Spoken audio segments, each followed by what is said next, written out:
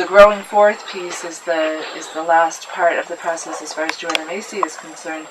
But this last round, so to speak, of the traditional ceremony, this is about, it's often about gratitude, and it's about kind of like completion. It's important to have that closure. But in a particular altar that I'm familiar with from a tradition down in Mexico, this last part is about aligning personal will with divine will. That's the way that it was described to me. And so that, yeah, that really helps to kind of put this into perspective. What does growing forth look like? You know, we've just realized that the self is not my identity, my ego. It's not what I look like. It's not what I do. It's not, I'm not separate from everything else. And so as I go forth here, my action and my will has to be woven in with the divine will. And that is absolutely essential to make sure that what we're doing is coming from that place of genuine connection and not this moral obligation to impose our will onto this environment or this world around us that's separate. So we're going to do a little imagining. My friend Kelly was reminding me that that's like imaging in. You know, imagine, we bring that image into being. And so we're going to do a little imagining during this time.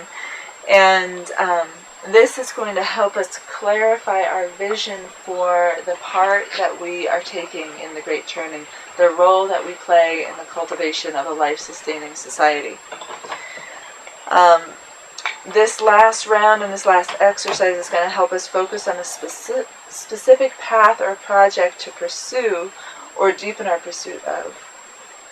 It's going to help us recognize the many often overlooked resources that we have available to us and identify the immediate steps that we can take to become those honored ancestors. It's a wonderful idea to say, oh, are we ancestors? To start thinking of ourselves as ancestors. What a poetic and beautiful thing. But you are an ancestor. And so how do you act like an ancestor? What do you do when you walk out this door? To be that honored ancestor, to be considering those 7 generations in every decision that you make. Or at least at this time, in the larger decisions that we're making in the direction that we're pointing our lives. So that all of our decisions are nourishing the community and nourishing life. When Kelly and I were talking about this in our study group before, she said something to the effect of, you haven't really fully matured into your works and your gifts until they become a nipple for the community to suckle from. Did you say that? That's me from the Blue Deer Center from I think Kelly said Elliot Cohen. It's the Huichol tradition.